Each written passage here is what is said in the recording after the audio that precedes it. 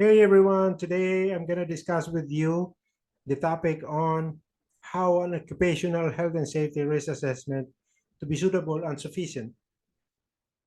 It's critical for a manager who is responsible in the workplace and his health and safety representatives, especially those who's involved in the conduct of risk assessment, to ensure that the risk assessment being implemented is suitable and sufficient. Is the manager's goal and objective to ensure successful risk assessment, which means achieving zero accident and incident and no physical injuries among their workers who are frequently involved in some high risk activities in the workplace.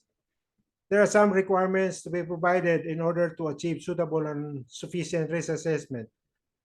For example, providing training, development, and competency assessment for those involved in the conduct of risk assessment, training workers for performing high-risk work, providing foolproof SOPs or standard operating procedures, and SSWs or safe system of work, providing PPEs or personal protective equipment, and putting control measures in place. So I'm going to discuss in a nutshell the suitable and sufficient risk assessment. But first off, I'm going to ask, what is a risk assessment? Risk assessment is the process of establishing whether or not risks are adequately managed, which means hazards were identified, level of risk were evaluated, and putting control measures in place.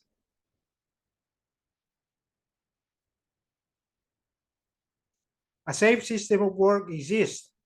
The manager has studied the workplace and activities and has developed SSW or safe system of work to address the health and safety issues in the workplace.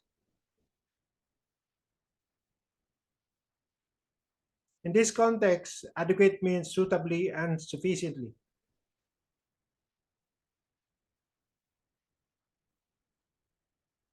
So activity-based risk assessment are health and safety activities in the workplace associated with hazards and risks.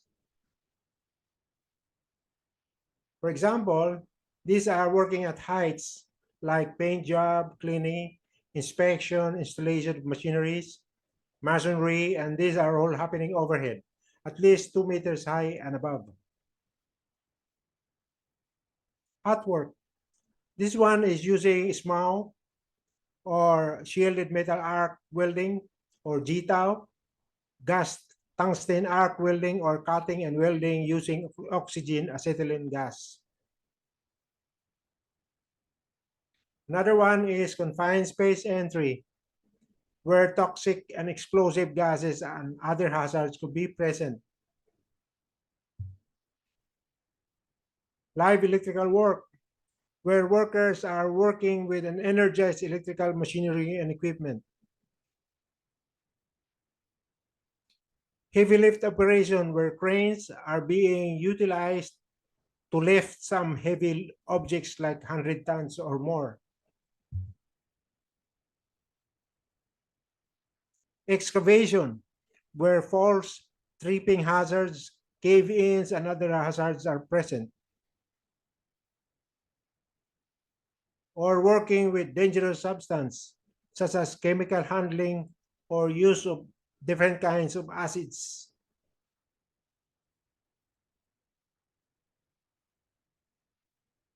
So the purpose of risk assessment is being able to identify the hazards and risk and putting control measures in place, thereby avoiding accidents and injuries or even worse, fatalities. Or the workplace requirement that ensures the risks to employees' health and safety are adequately controlled.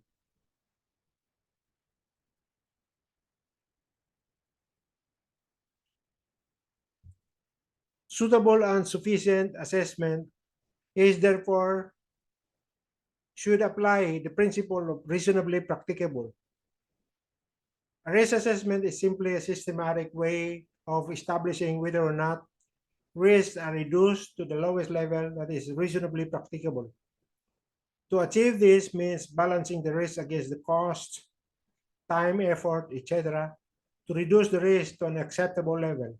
That is, that a system of work exists, best practice is being complied with, and legal standards are being met.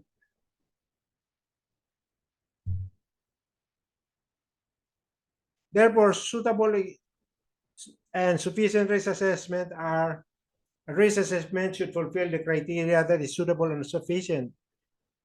So to achieve this, it should ensure staff undertaking the assessment have sufficient knowledge and experience, ensure that the significant risks and hazards are addressed, and ensure all aspects of the workplace and of work activity are considered.